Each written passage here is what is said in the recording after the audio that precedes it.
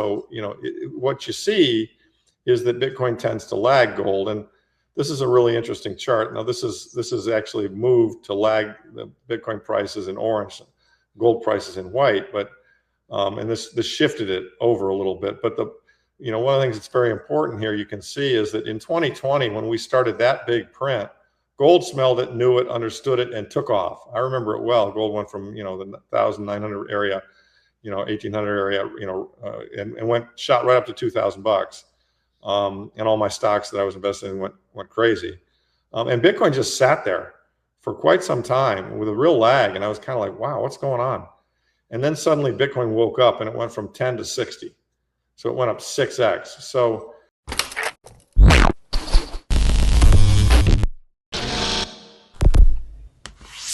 hey guys, welcome to Everyday Finance.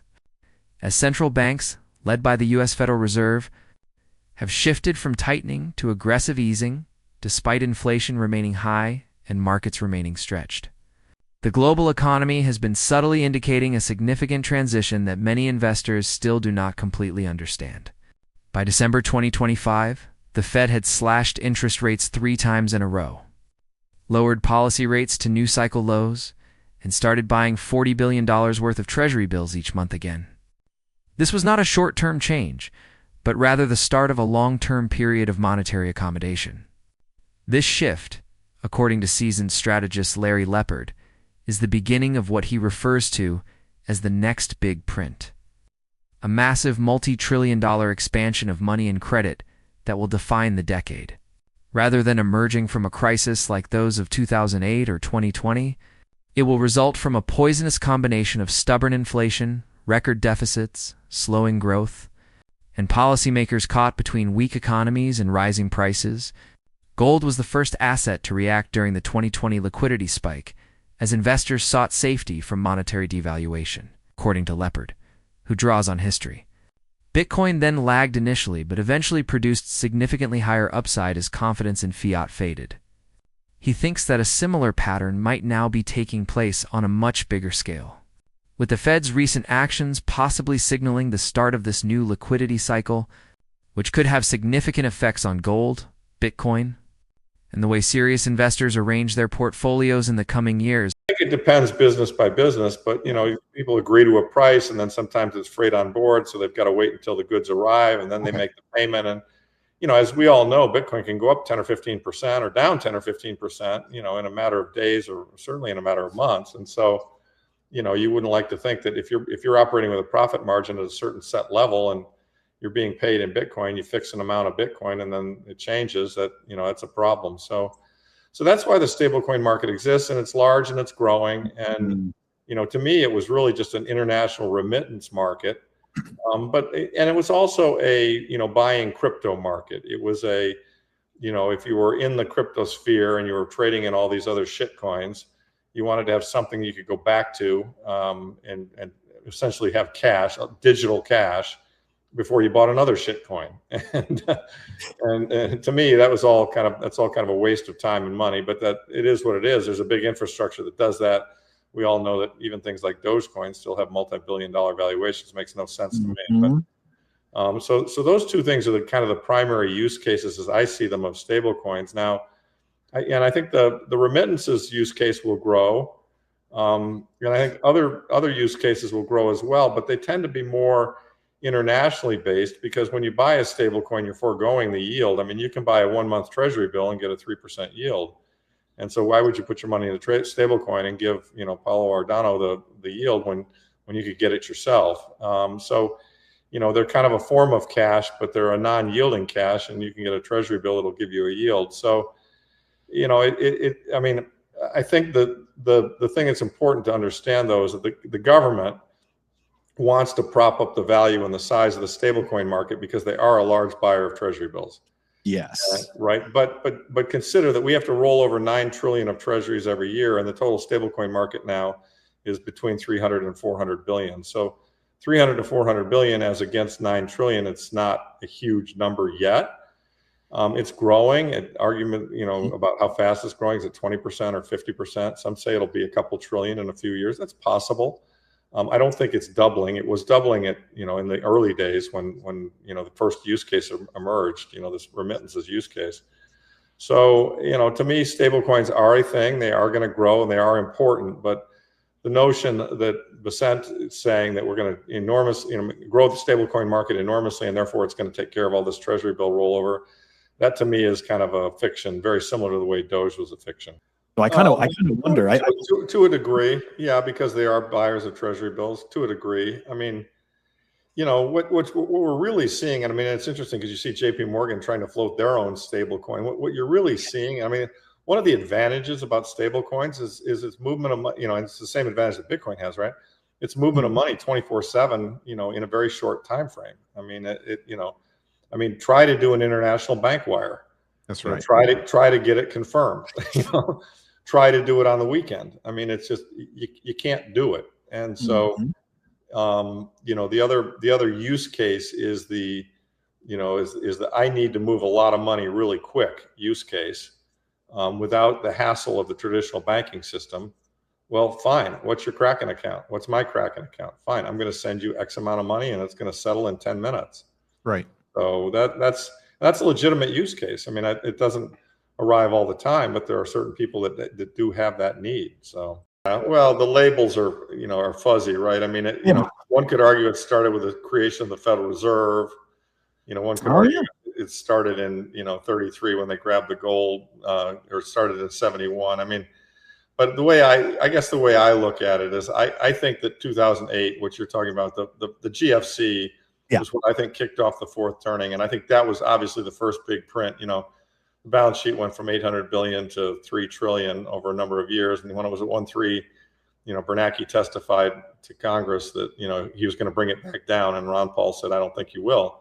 And of course, Ron Paul was right and Bernanke was lying.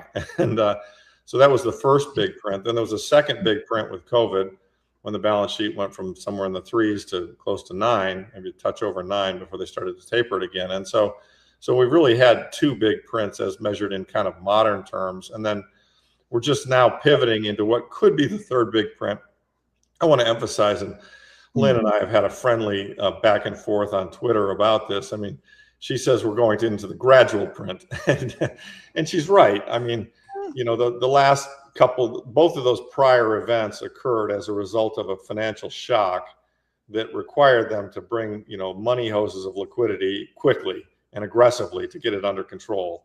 And so, the balance sheet went up, 3x, the balance sheet went up another 3x kind of thing.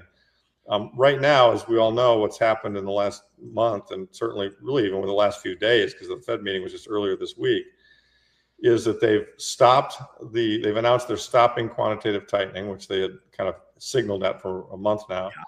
They've actually stopped that, and then they were flat for a while, and now they've actually agreed that they're going to not engage in what they call QE, which, it's all a matter of definition, but they're going to engage in what they call reserve management, which is to say they're going to buy $40 billion worth of treasury bills, at the Federal Reserve on a monthly basis in order to keep the reserve balances large enough to make the system work. And I've said in the book, and I've said overall, in general, I mean, this had to happen. This is a mathematical certainty. The government didn't want it. The Fed didn't want to do this, but they had to do it because otherwise they would have had a repo blowout like they had in 2019. And so, let's say it stays at 40 billion a month times 12, that's 480. Well, that's not the 3 trillion or the 5 trillion that got printed in the last two. That is, as Lynn has said, that is the gradual print. But, you've got to start somewhere. And if you'll recall back to 2019, when the repo blowout took place, they started a gradual print that, was of similar size. I think it was about 50 billion a month. Maybe it grew to 70. And then COVID hit, and then it went crazy.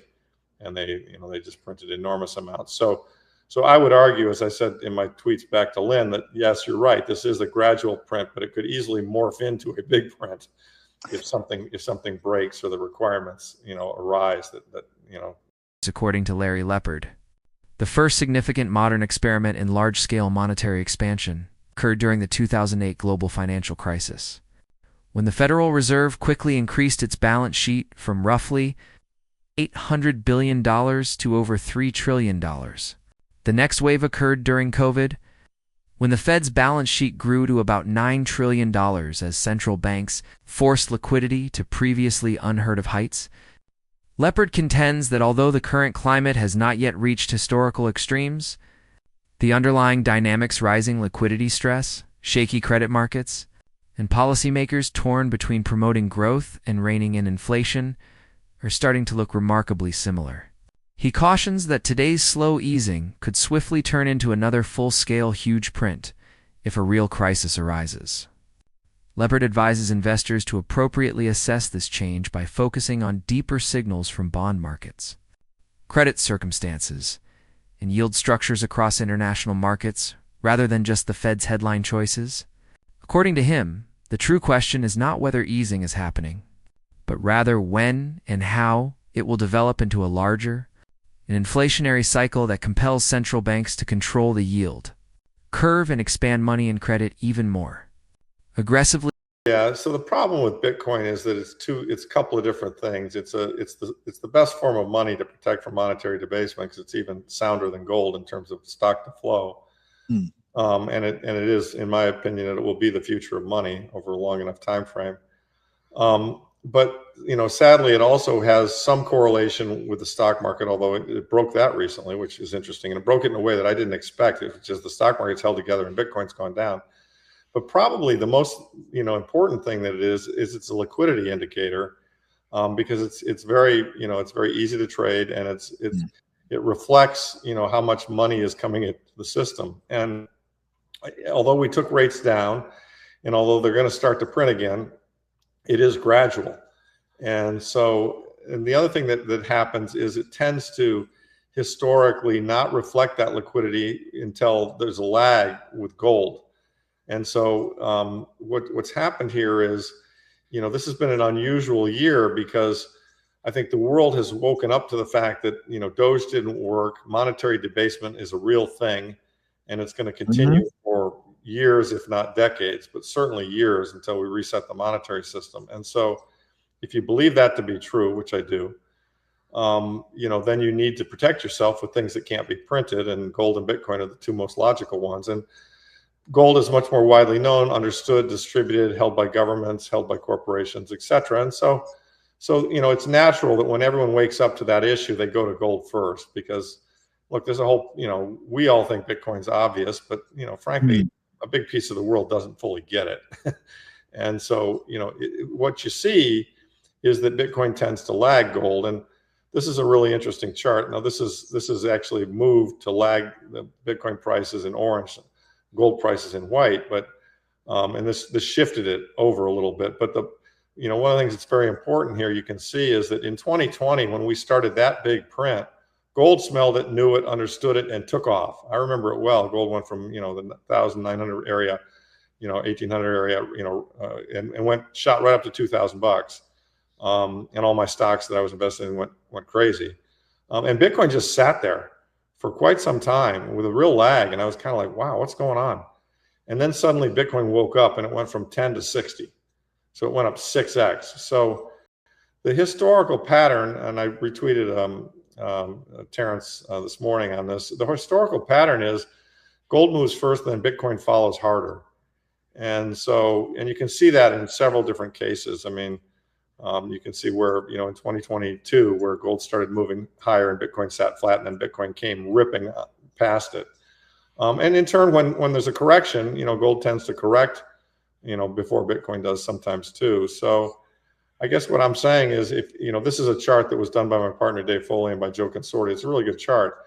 It just lags the two. It says in general, they guesstimated that there's about a 100-day lag between the two. And it's interesting. What that suggests is that if you did the math, we should start ignition on December 12th, which actually happens to be the day we're recording this. So you heard it here first. It's very rare that you get a time, timing the market to the day. That's pretty stupid and pretty impossible. But my point is, I think my point holds. Go ahead and take that credit, Larry. Come on now. Yeah, come on. It helps some more of these, man. What the heck? You gotta own that one. Yeah, but Bitcoin's not ripping. I mean, Bitcoin's only at 90 something, right? Yeah. So I mean, I guess my point is, I am of the opinion that sometime in the next 6 months, Bitcoin is going to wake up and shock everybody. And that we're going to very quickly move through this 90, through the 100, through the 124, whatever the last top was, and into kind of the 150 to 200 zone. I think that's coming. I mean, we're below the power law model of where it should be right now. And, I think and what I think is going to drive that is the big print.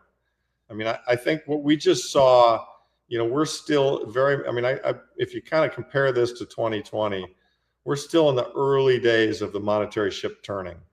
It's gradual, right? Lynn's right. We've got the gradual print, 40 billion a month. But let's see if 40 billion does it, or let's see if that has to get bigger. I mean, the history of these things is that when there's a problem, they start small, but then as the problem gets worse, they have to go bigger. I mean, a good example of this recently, remember when they went in with a swap line for Argentina? It's the Argentina peso was falling apart, and the U.S. for strategic reasons wanted them to be our friends versus China, and said, "Well, that's fine. We'll support you. We're going to give you $20 billion." 20 billion? Yeah. Yeah. Well, about 3 weeks later, 20 billion became 40. So, and I don't know where they're at now, but my point is that, the big print starts with a gradual print, and we'll see. Let's see. Does the 10-year stay where it is or not? Does the Japanese 10-year calm down? I mean, that's another, there are a lot of signs. There are a lot of warning signs out there. If you get on your TradingView account and you look at the Japanese 10-year, you look at the German 10-year, I mean, they're both pushing up against record highs. And so, the bond market is basically your fire alarm for what's going on here. And we know mathematically and factually that the U.S. government cannot exist with yields getting higher than they are right now. I mean, they've already said that by announcing that they're going to start buying and printing money to the short end of the market. But if the long end of the market starts to suffer and yields start to trend higher, well, that's what will trigger the big print. And my guess is it's 6 months. It can't be more than a year. It's going to happen sometime. And even let's say it's even 6 months. I mean, in May, Powell's gone. I mean, Powell's trying to be Paul Volcker. He can't be because the GDP is too high. Easter is no Paul Volcker. Yeah, that's right. Exactly it's right. Also a different time. So were you guys around for that put down? You're probably too young. No, I wasn't. I just read history. Yeah. Yeah. I'm 46. Yeah. I was very young, but I was there. That was such an amazing put down. Oh my God. When Lloyd Benson put down Dan Quayle. Oh my God. It was brilliant. I tweeted about it. You, sir, are no Jack Kennedy. So Powell wants to be Volcker. He can't be. He's going to be out of there. And they're telling you. I mean, it's like when they tell you who they are, listen. I mean, Moran thinks rates should be 2%. Trump thinks rates should be 1%. Hassett thinks rates are way too high. I don't know what that means, but they're too high. I mean, we're going to a lower rate environment. Larry Lepard's warning starts to appear. Less like speculation and more like an inevitable result when all of the market signals are taken into consideration. Following 3 rate cuts in 2025, the Federal Reserve signaled that balance sheet contraction was over and that the monetary tide had turned by essentially replacing quantitative tightening with continuous liquidity, injections through monthly Treasury bill purchases of tens of billions. Easing rarely ends quietly once it has resumed in the past, particularly when a systemic component malfunctions. While political pressure guarantees the Fed stays focused on maintaining low rates and stable markets, fiscal conditions are progressively deteriorating, with enormous deficits now typical even during full employment. According to Lepard, the U.S. cannot function with consistently high long-term rates. And if bond markets revolt, yield curve control will inevitably occur, resulting in a massive increase in money creation that would surpass previous printing cycles. It's important to note that institutional capital is already preparing for this reality by shifting its holdings from duration-sensitive assets to hard assets like gold, commodities, and increasingly Bitcoin, which is viewed as a hedge against monetary devaluation and liquidity growth rather than as speculation. This is consistent with Lepard's theory, which states that when liquidity circumstances firmly improve, gold will move first, followed by Bitcoin, which will rise much more. He thinks that rather than a defective thesis, Bitcoin's current underpricing is a reflection of government's delayed realization of the debt math and policy limits. Assets with a fixed supply and no counterparty risk become necessary rather than optional in a decade. Characterized by financial repression and frequent money creation to control inflation, this suggests that investors may be early to a long-term repricing of money rather than a short-term trade.